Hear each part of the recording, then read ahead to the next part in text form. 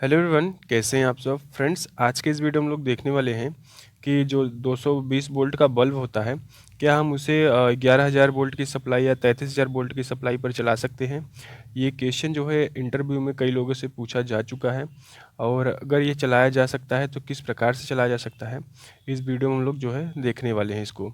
तो फ्रेंड्स, बने रहिए वीडियो के लास्ट तक, और चैनल को सब्सक्राइब नहीं किया है तो प्लीज़ सब्सक्राइब कर लीजिए, क्योंकि इस चैनल के माध्यम से हम इलेक्ट्रिकल नॉलेज रिलेटेड वीडियोस जो है अपलोड करते रहते हैं। तो फ्रेंड्स, बिना देरी किए हुए चलिए वीडियो को शुरू करते हैं। तो फ्रेंड्स, सबसे पहली बात ये कि क्या इसे 11,000 वोल्ट पर चलाया जा सकता है। तो फ्रेंड्स, इसका जो आंसर है वो हाँ है, यानी कि इसको हम जो है चला सकते हैं। ठीक है, अगर आपसे पूछा जाता है इसको चलाया जा सकता है तो आपको बोलना है यस, यानी कि इसको जो है 11,000 वोल्ट या 33,000 वोल्ट या उससे भी अधिक वोल्टेज में जो है बल्ब को ऑपरेट कराया जा सकता है। बट कुछ कंडीशंस हैं, उसके अकॉर्डिंग ही इसको जो है ऑपरेट कराना होता है। ठीक है, तो उन कंडीशंस को हम लोग देखते हैं। तो फ्रेंड्स, सबसे पहले मैं आप लोगों को बता दूं कि जो बल्ब होता है वो किस प्रकार से जो है ऑपरेट होता है। यानी कि अगर हमारे पास एक बल्ब है, ठीक है, ये हमारे पास एक बल्ब हो गया, तो हम यहाँ से एक फेज सप्लाई दे देंगे और यहाँ से न्यूट्रल सप्लाई देते हैं। ठीक है, ये हमारा सिंगल बल्ब है, और आप लोगों को पता होगा फेज और न्यूट्रल के बीच में जो वोल्टेज होता है वो 220 वोल्ट तक होता है। ठीक है, 220 वोल्ट या 230 वोल्ट होता है। तो इस प्रकार से आप लोग समझ सकते हैं। बट आप लोगों के मन में एक डाउट आ सकता है कि फेज और न्यूट्रल को जो है हम किसी जो है सप्लाई से अगर फेज न्यूट्रल से जोड़ते हैं बल्ब को, तो यहाँ पे जो है वायर का कनेक्शन, यानी कि ये पूरा जो है इसमें से धारा का प्रवाह होगा। ठीक है, तो क्यों ना अगर हम फेज या न्यूट्रल को अगर आपस में कभी शॉर्ट कराते हैं तो वहाँ से जो है धारा अधिक जो है फ्लो होता है, और हमारी जो है बिजली जो है शॉर्ट सर्किट हो जाती है। बट यहाँ पे ऐसा कंडीशन नहीं होता। क्यों? क्योंकि फ्रेंड्स, जो बल्ब होता है इसमें जो फिलामेंट यूज़ होता है वो टंगस्टन होता है, और उसका प्रतिरोध हाई होता है। और इसका काम क्या होता है, ये जितना वोल्टेज हम इसको दे रहे हैं इसका इतना क्षमता से इसको बनाया जाता है कि उतने वोल्टेज को ये ड्रॉप कर देता है, और हमारे परिपथ जो है शॉर्ट सर्किट नहीं होती है। इसीलिए फ्रेंड्स जो है हमारी बल्ब जो है ग्लो करती है। और फ्रेंड्स, अगर आप लोग देखे होंगे, कभी आप लोग देखेंगे कि 415 वोल्ट यानी कि थ्री फेज सप्लाई की बात की जाए, देखिए हमारे पास दो प्रकार की फेज सप्लाई होती है। ठीक है, एक सिंगल फेज, एक थ्री फेज। तो सिंगल फेज में अगर देखेंगे तो उसमें फेज और न्यूट्रल के बीच में जो है वोल्टेज को देखा जाता है। ठीक है, तो वहाँ पे जो वोल्टेज होता है 220 या 230 वोल्ट होता है। और वहीं पे लाइन वोल्टेज एक होता है, इसको बोलते हैं फेज वोल्टेज।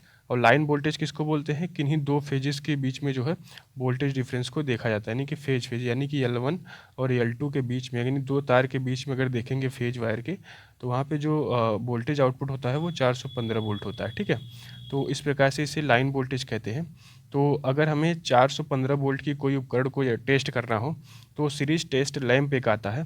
तो सीरीज टेस्ट लैंप जो इसका होता है, देखिए जो नॉर्मल सीरीज टेस्ट लैंप होता है सिंगल फेज पे चलता है, वो तो हमारे एक बल्ब पे चलता है। बट वहीं पे अगर हमें 415 वोल्ट की कोई जो है टेस्टिंग करनी हो तो वहाँ पे हम दो बल्ब को यूज़ करते हैं। ठीक है, दो फिलामेंट बल्ब को यहाँ पे सीरीज में जोड़कर, ठीक है, सीरीज में जोड़ करके हम टेस्ट लैंप इसको इस प्रकार से जो है बनाकर उसका जो है परीक्षण करते हैं। ठीक है, तो इसी प्रकार से हम लोग क्या देख सकते हैं कि एक बल्ब हमारा 220 वोल्ट पे ऑपरेट हो रहा है, तो अगर हम इसको सीरीज़ में कनेक्ट करते हैं तो हमारा वोल्टेज का जो है विभाजन हो जाता है। ठीक है, वोल्टेज का विभाजन होता है, तो यानी कि 220 वोल्ट दोनों जो है बल्ब में जाएंगे। ठीक है, इससे हमारा जो है दोनों बल्ब ग्लो करेगा एक साथ में, और हमारी बल्ब जो है ख़राब नहीं होंगी।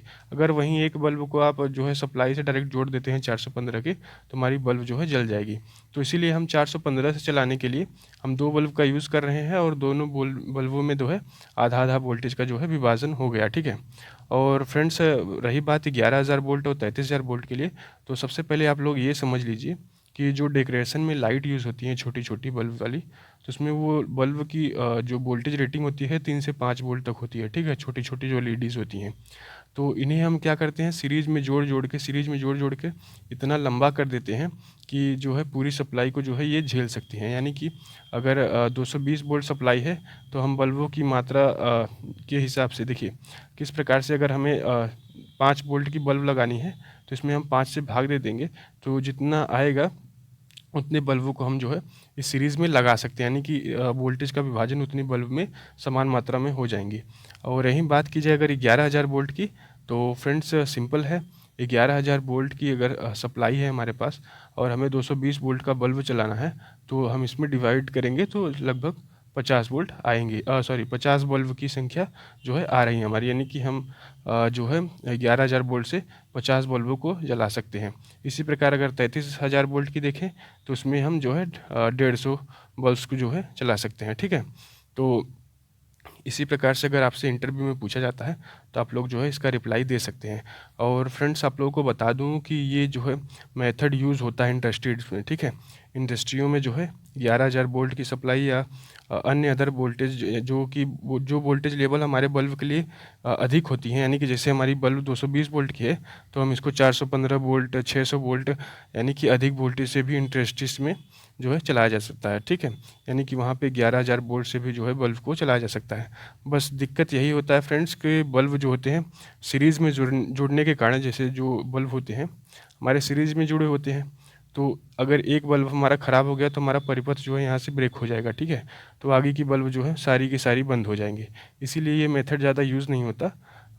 ये तो आपको जो है पूछने के लिए पूछा जा सकता है कि किस प्रकार से जो है इसको चलाया जा सकता है। ये सब डेकोरेशन लाइट में जो है ये मेथड यूज़ होती हैं। तो फ्रेंड्स आई होप कि आप लोगों को वीडियो समझ में आई होगी, और अगर समझ में आई हो तो वीडियो को लाइक कर दीजिएगा, चैनल पे नए हो तो चैनल को सब्सक्राइब कर दीजिएगा। मिलते हैं नेक्स्ट वीडियो में, तब तक के लिए जय हिंद फ्रेंड्स।